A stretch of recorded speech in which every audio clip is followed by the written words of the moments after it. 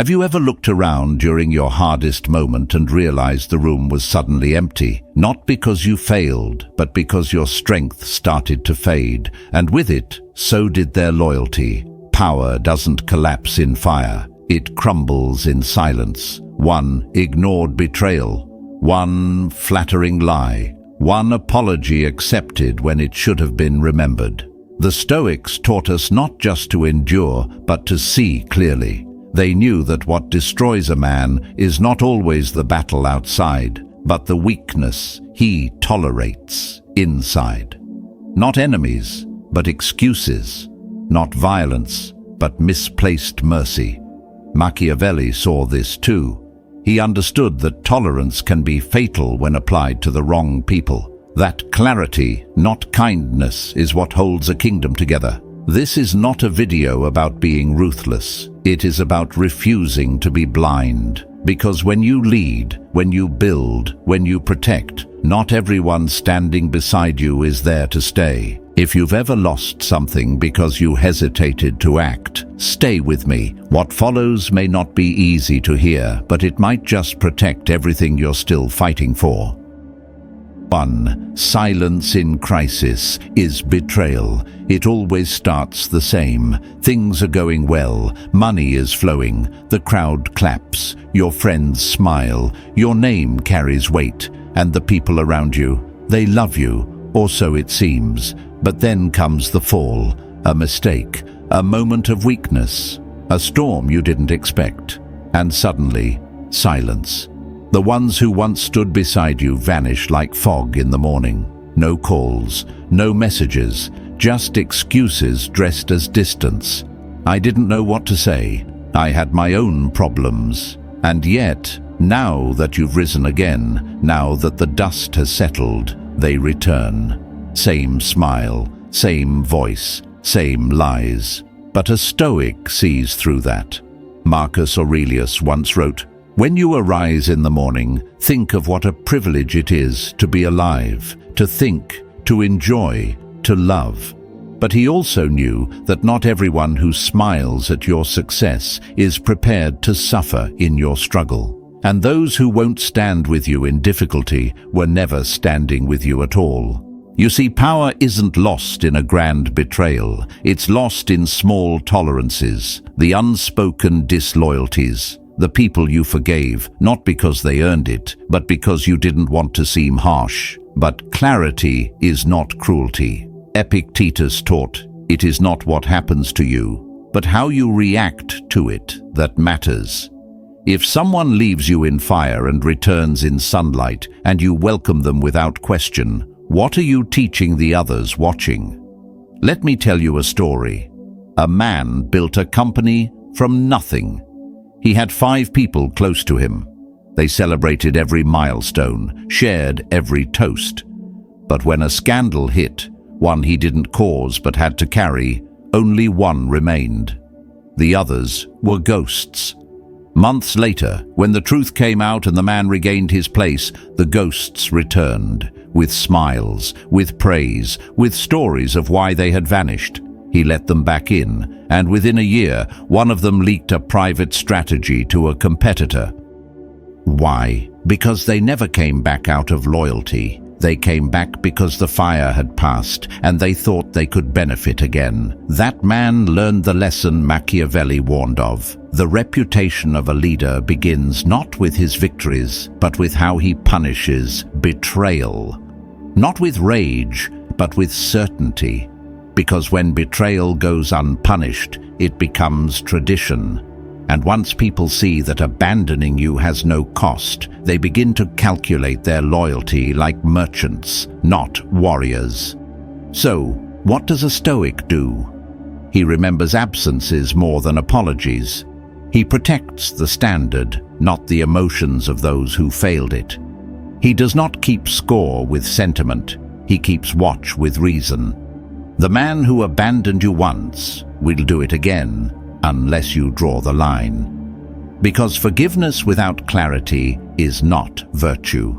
It is weakness in disguise. In crisis, you don't need 100 warm bodies. You need one soul willing to bleed beside you. That one is worth more than 1,000 who only clap when the sky is blue. And if you've ever trusted someone during your downfall and watched them vanish, this is not your fault, but it is your warning. You were not too harsh. You were too forgiving. From now on, that ends. Because you do not rebuild your empire with the same hands that let it collapse. And the next time someone disappears when it matters most, let their silence become your answer. Because the man who survives storms without support learns a deeper truth. True loyalty doesn't speak, it stays. Let's go further, because there's something even more dangerous than betrayal. It's the man at the top who refuses to act when it matters most. 2. When leadership hesitates, power dies. Have you ever watched someone in charge freeze when it mattered most? Not scream, not break down, just stall, delay, hide behind meetings, long words and noble-sounding hesitation. And as the silence drags on, people start looking around, wondering if anyone is truly in control. Seneca once said, "Hesitation is the enemy of action, and inaction is the ruin of power." When a man in a position of leadership becomes afraid to move, afraid to decide, afraid to bear the weight of clarity, he doesn't just weaken himself, he creates confusion that spreads to everyone beneath him. Imagine a battlefield. The enemy advances. Soldiers wait, their eyes on the general. But the general stares at the map. He mutters about needing more time, needing more voices in the room. A minute passes, then 2. Before long, one soldier whispers, "Maybe we should fall back." That's all it takes. Doubt spreads like fire. Morale collapses before a single sword is drawn. Why? Not because the army was weak, but because its leader chose safety over strength. Cowardice doesn't always look like fear. Sometimes it's dressed in diplomacy, in words like inclusion, consultation, caution. But look closer. The man isn't trying to do what's right. He's avoiding what's hard, and that's the real danger. A true leader doesn't outsource courage. He doesn't wait for permission. He doesn't say, "We'll see." He says, "This is the way," even when it's painful, even when it's unpopular. Marcus Aurelius reminded himself every day that he was born to lead with reason and act in alignment with nature, not to shrink from the weight of decision. He wrote, "Waste no more time arguing what a good man should be. Be one." And a good man in power does not stall while others suffer in uncertainty. Let me tell you a story. A small city on the edge of a crumbling empire had a governor known for his gentleness. People liked him. He listened. He rarely punished. When the neighboring region collapsed into chaos, messengers warned him the rioters would come. He called for a meeting, then another, and another. He asked for more time, more reports. But while he waited, the gates were breached. His people fled. And the same citizens who once praised his kindness now cursed his name. Not because he was evil, but because he was slow. When leadership hesitates, chaos advances. When those below sense you're unsure, they stop believing in your voice. And when belief dies, so does authority. As Machiavelli put it, it is better to be feared than loved if you cannot be both. Why? Because fear, rightly applied, creates certainty. People may not always agree with you, but they'll know where you stand. That alone can hold the line. So ask yourself, where in your life are you hesitating? Where are you waiting for more certainty, more applause, more agreement? Because clarity doesn't wait for comfort. Power doesn't reward delay. A Stoic leader accepts that every decision carries weight and risk, but still chooses to act with resolve. Even if his voice shakes, he speaks. Even if his hands are tired, he moves. You can be compassionate, you can be fair, But if you refuse to lead when it counts, you're not a ruler, you're a placeholder, and others will sense that. They'll start making decisions for you, and one day, without realizing it, you'll wake up and realize the seat you once filled is now just a title passed to someone with more boldness and less hesitation. So act, don't perform. Don't delay behind ideals that hide fear, because hesitation becomes your reputation. And in this world, a leader who waits too long doesn't just lose power. He teaches everyone watching that strength is optional. Now let's talk about something just as corrosive. It's not delay. It's the voices that always say yes, even when they should say no. 3. Flattery is the most silent threat. It's easy to spot an enemy. They argue with you, they oppose you, they make their intentions clear. But the real danger, it comes wearing a smile. It tells you what you want to hear. It praises your every move, even when you're headed toward ruin. That danger is flattery. And if you're not careful, it will rot your strength from within. Marcus Aurelius once wrote, "The opinion of 10,000 men is of no value if none of them know anything about the subject." Yet, when you are in power, surrounded by nodding heads and agreeable words, it's tempting to believe that the louder the applause, the stronger your rule. But the Stoic knows that applause is not proof, silence is not agreement, and comfort is not safety. Let me tell you a story. A man led a team that built a thriving company. Every meeting, every decision, he was met with praise. "You're a genius. That's brilliant." No one ever challenged him. No one ever questioned the plan. He believed they were loyal. But when the company began to struggle and hard choices had to be made, he looked around and they were gone. Those same voices now whispered to others, blaming him. "I saw this coming." He didn't listen. The truth was, they never served the man. They served the benefits. And once the rewards disappeared, so did they. This is what Machiavelli feared most. Not rebellion, not rivals, but those who pretend to serve while quietly eroding your clarity. As he put it, a flatterer risks nothing and will leave you with nothing. A true ally will disturb your comfort if it protects your rule. A flatterer will keep you comfortable until you don't notice the fire at your feet. You see, enemies sharpen you. They force you to refine your thinking. They keep you alert. But flattery dulls your judgment. It strokes your ego until you can no longer tell the difference between confidence and delusion. And once that blindness sets in, you stop listening.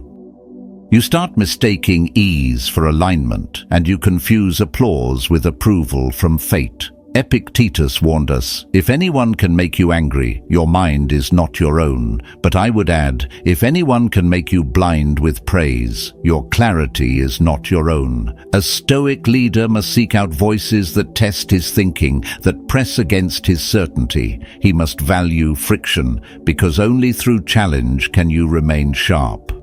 Ask yourself this: who in your life dares to tell you you're wrong? Who speaks truth, even when it risks your anger? These are the guardians of your clarity. And if no one around you ever disagrees, you are not leading a team. You are performing for an audience. The danger with flattery is not just what it hides, it's what it prevents. Growth, awareness, adaptation. When all you hear is praise, you start believing your own myth, and that belief, that comfort, becomes the coffin of kings. So what do? You choose minds over mirrors.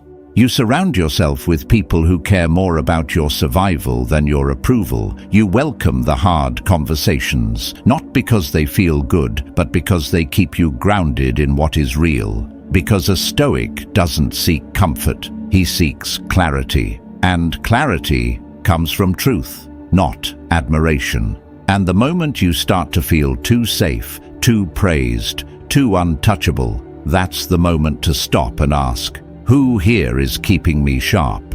Who here would speak up if I were wrong? And if you can't answer that with certainty, then the throne beneath you is already cracking. Now let's move to a different threat, one that doesn't whisper in private, but dares to challenge you in public, one that turns your silence into their strategy. 4. Public disrespect must be answered. It doesn't take an army to shake a kingdom. Sometimes all it takes is a laugh, one raised eyebrow in the wrong room, one person interrupting you and getting away with it. That's how power erodes, not from violence, but from perception. Not from swords, but from the silence that follows a public challenge left unanswered. Marcus Aurelius wrote, "If you are distressed by anything external, the pain is not due to the thing itself, but to your estimate of it." Power works the same way. It isn't made of laws or weapons, it's made of belief. People believe in your command, they believe in your clarity. And once they stop believing, the structure holding it all together begins to crack.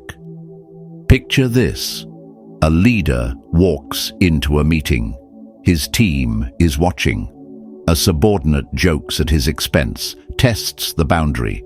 The leader smiles awkwardly and moves on. No correction, no signal, just tolerance.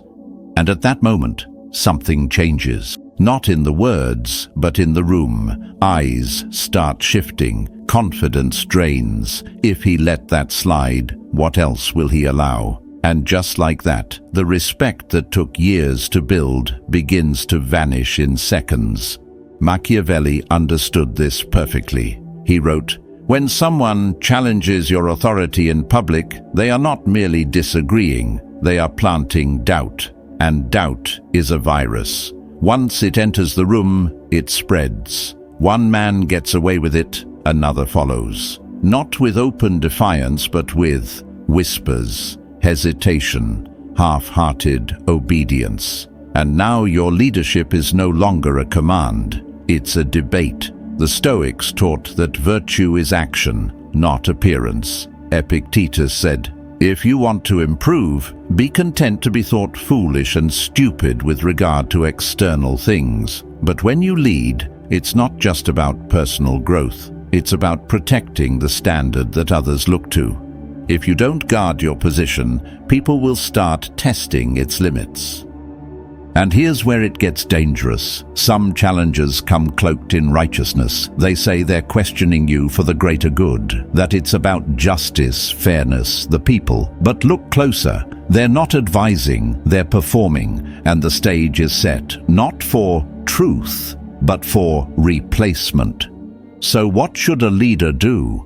You don't shout, you don't panic. You act with calm certainty. You remind the room without cruelty that respect is not optional. You make it clear that the throne isn't held by popularity, but by principle. When someone mocks your order, interrupts your command, or questions your role in front of others, you don't just respond for yourself. You respond for everyone watching, because that room isn't just a crowd. It's a test of what you will allow. Leadership is not about suppressing every voice. It's about setting boundaries so clear that no one mistakes tolerance for weakness. Seneca said, "He who is brave is free." And freedom, in this case, is freedom from the fear of being disliked for standing firm. You don't have to crush every critic, but you do have to protect the line between feedback and defiance. When that line is blurred, chaos follows. Let's not sugarcoat it. If someone publicly tests your strength and you do nothing, they've just rewritten the rules for everyone. They've shown others how to rise by dragging you down. And once people realize they can challenge you without consequence, the throne becomes a stage and power becomes performance. So take this with you. When someone dares to test your authority in front of others, don't freeze, don't deflect. Show them and everyone else that leadership isn't up for auction. It's earned, it's guarded, and it's not something you hand over to the loudest voice in the room. If you're still watching, type the word standard in the comments. That's what we protect here. And if this message speaks to you, don't forget to subscribe. There's more coming your way. Now let's move to something even more corrosive. Not those who defy you, but those who once needed you and now quietly use your mercy against you. 5. Mercy without memory breeds betrayal. Sometimes the ones who hurt you most aren't your enemies. They're the ones you once protected, the ones you gave a voice to when no one else would listen, the ones you lifted from silence, gave a seat at your table, a place in your circle, and when the storm came, when you needed them to stand firm, they vanished, or worse, they turned. Seneca once said, "Kindness is invincible if it is sincere and not done for show." But even he warned, kindness must be given with wisdom. Because to extend mercy without discernment is not virtue. It's an invitation to betrayal. You've seen it. You help someone rise. You defend them. You give them chances no one else would. And at first, they thank you. They admire you. But then, over time, something shifts. They stop seeing your gift. They start feeling entitled, and the moment your strength wavers or your attention shifts, they withdraw. They speak less, support less, but still smile when you're near. Until one day, when the crowd is watching, they turn. Machiavelli warned us plainly, there is no quicker way to erode power than to show mercy to the ungrateful, because ingratitude isn't just a failure to say thank you. It's a quiet declaration that says, what you gave me, I now see as mine, and your kindness, a weakness I can use. Let me tell you a story. A leader built something great. He had an eye for talent and a heart for loyalty. He took in a young man, quiet, smart, hungry, gave him trust, gave him responsibility. That man thrived, became a key voice in the room. And then, as success came, so did whispers, doubts, private criticisms disguised as insight. And when a public crisis hit the leader, the young man stepped back, then stepped forward, on another team. He had studied the leader's kindness. He knew how far it stretched, and he knew, more importantly, where it didn't bite back. This is the danger. Gratitude fades, but memory must not. The man you save today may learn your softness and test it tomorrow, and if he finds no consequence, he won't just repeat the act. He'll teach others how to do it better. A Stoic knows that justice must begin at home. Marcus Aurelius reminded himself daily, waste no more time arguing what a good man should be. Be one. But being good does not mean being blind. A good ruler, a good builder, a good father must protect what he's built, even from those he once sheltered. So how do you spot the ungrateful?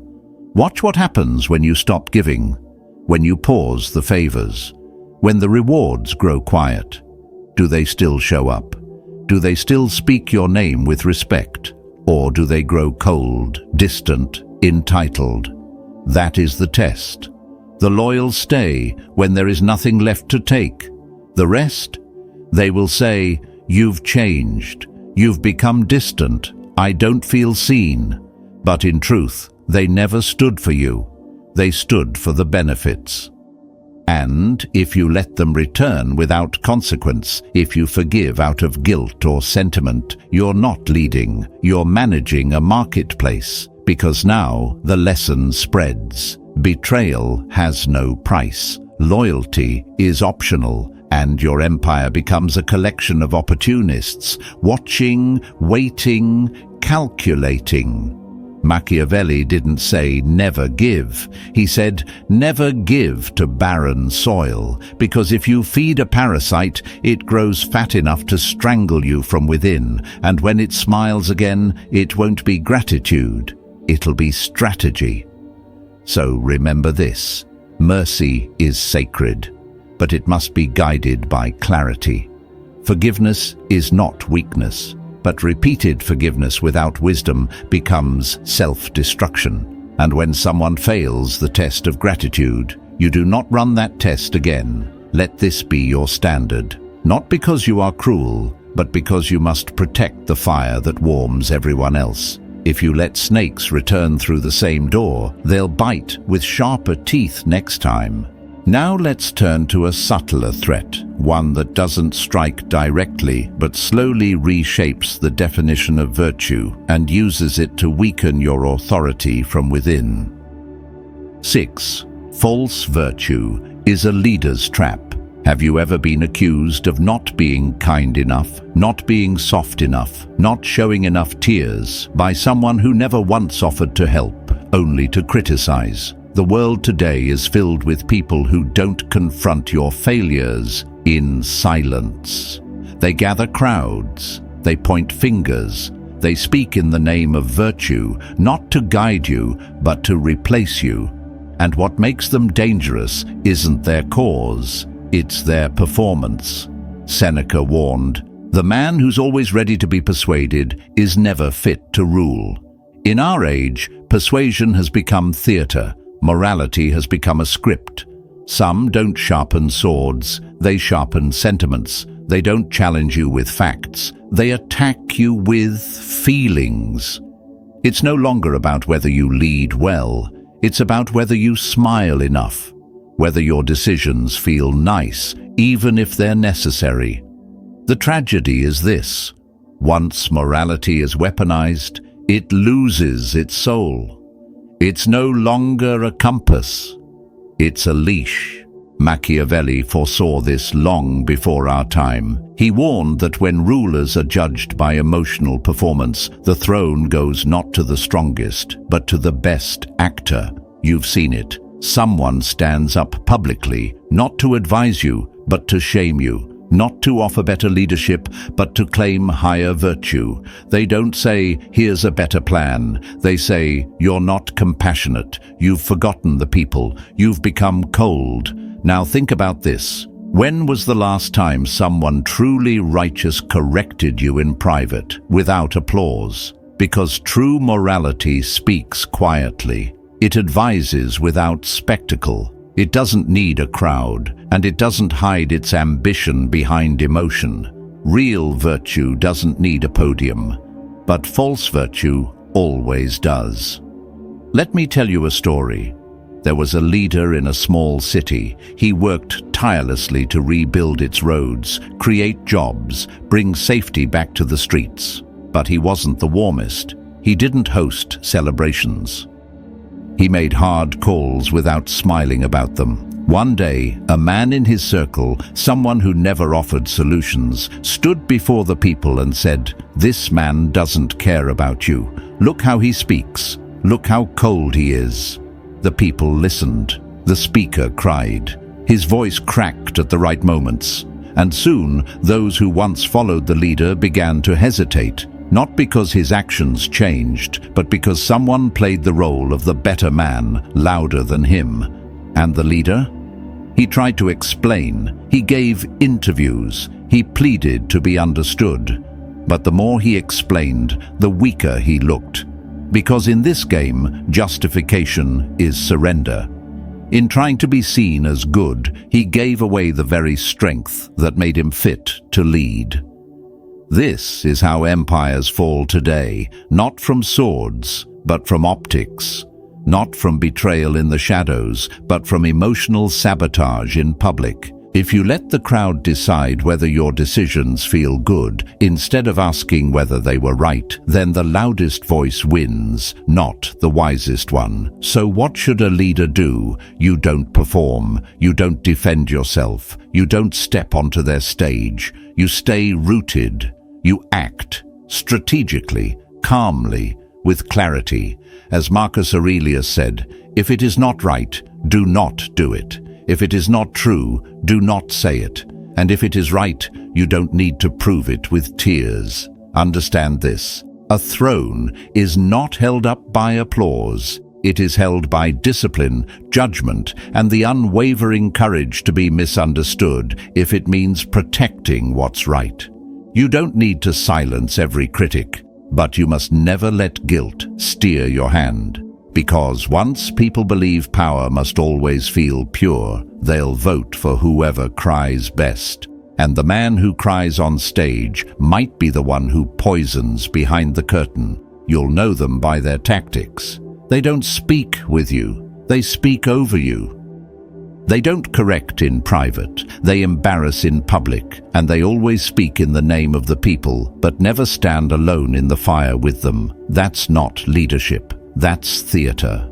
So the next time someone questions your judgment with a performance instead of a plan, ask yourself, are they here to help me build, or are they just preparing to take my place? That answer changes everything. Don't hand your throne to the loudest virtue signal in the room. You don't need to destroy morality. But you must never let it be used against you, because a ruler who fears guilt more than disorder will soon have both. Now let's move to the final and most brutal lesson, how power collapses not from the outside, but from your own refusal to draw the line. 7. Draw the line or lose the throne. There comes a moment in every leader's life where the silence around him is more dangerous than the noise outside. It's not rebellion you should fear, it's quiet compliance, eyes that no longer challenge, words that only echo, smiles that conceal calculations. Power doesn't die when enemies attack.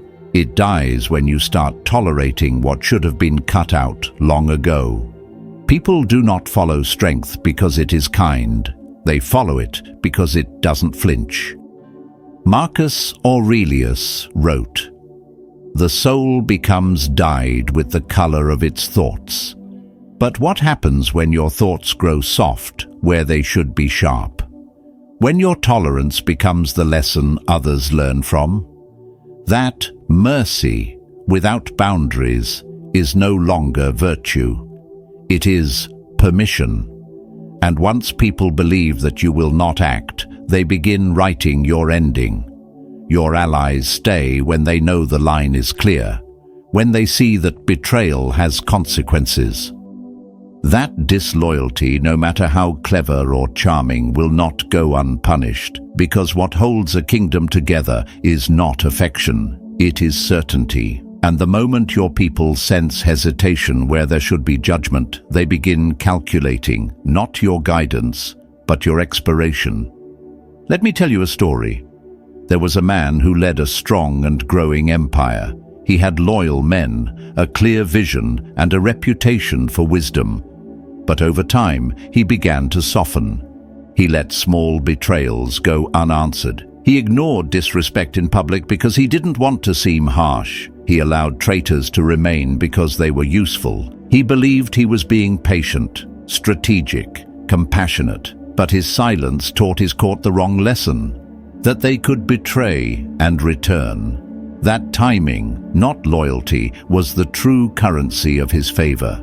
And when a crisis came, those same men who had once feared him now whispered behind closed doors, calculating how to replace him.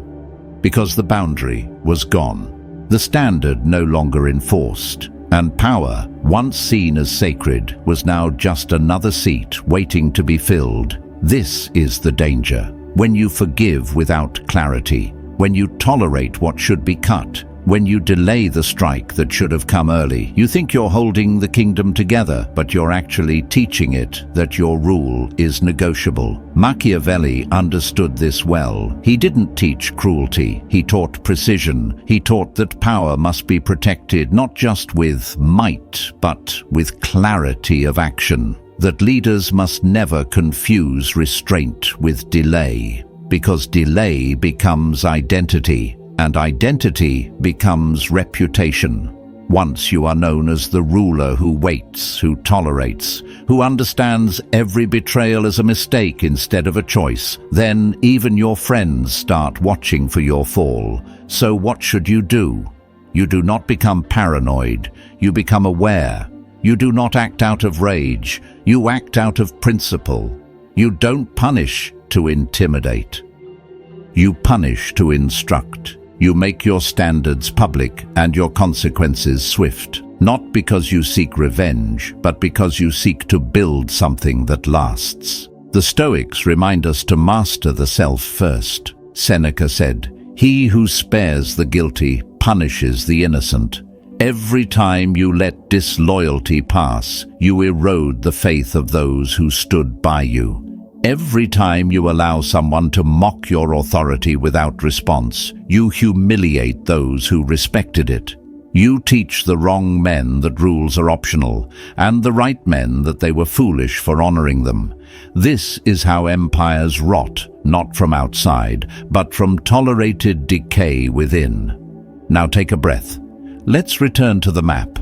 Look at what we've uncovered together. Betrayal in crisis, the ones who vanished when you fell, only to reappear when you rose. Cowardice in leadership, men who wear the crown but fear its weight. Flattery disguised as loyalty, echoes in place of minds. Publicly challenging power, disrespect masked as virtue, ingratitude after mercy, the ones you saved who now use your kindness as leverage. Ambition without loyalty, brilliant minds who serve only themselves. And finally, morality used as a weapon, false virtue, performed to disarm and replace you. These 7 are not loud. They do not come with horns or banners. They whisper, they rot slowly, but their impact is fatal because power rarely collapses in an instant. It decays through tolerance, through hesitation, through the quiet approval of behaviors that should have been confronted. And now, you must remember, when you forgive betrayal without clarity, you teach everyone that loyalty is optional, that consequences are negotiable, that your throne is available for the right offer, the right emotion, the right performance. And once your kingdom learns that, once your court realizes that weakness is allowed, then loyalty becomes a performance, not a value. You're no longer leading an empire, you're managing a theater of opportunists, all waiting for their moment to replace you. So draw the line, not later, now. Don't wait for betrayal to be complete. Act when you see the first crack. Be early, not brutal. Be clear, not emotional. Enforce standards not out of rage, but out of reverence for what you are protecting. Machiavelli's final lesson was not about ruling with fear. It was about ruling with eyes open, with the strength to remove what others excuse, with the discipline to punish not because you want to, but because your people must see that this power is not up for debate. Because in the end, you don't lose everything because you were too strong. You lose everything because you were too soft where it mattered most. So ask yourself now, what are you building, and what are you still tolerating? Because the man who leads with clarity lasts. The one who leads with softness becomes a story. If you're still here, it means you're not the kind of man who lets weakness slip through the cracks. You're building something real, a life of discipline, a legacy of clarity, and you understand that strength without vision is not strength at all. You protect what matters, not with noise, but with presence. If this message spoke to you, consider subscribing so you never miss what comes next. And in the comments, type "Hold the line" if you're ready to act with conviction. Because this path is not for the soft or the uncertain. It is for those who lead without apology. Stay grounded, stay sharp. And in the next video, we'll go even deeper into what it takes to truly endure.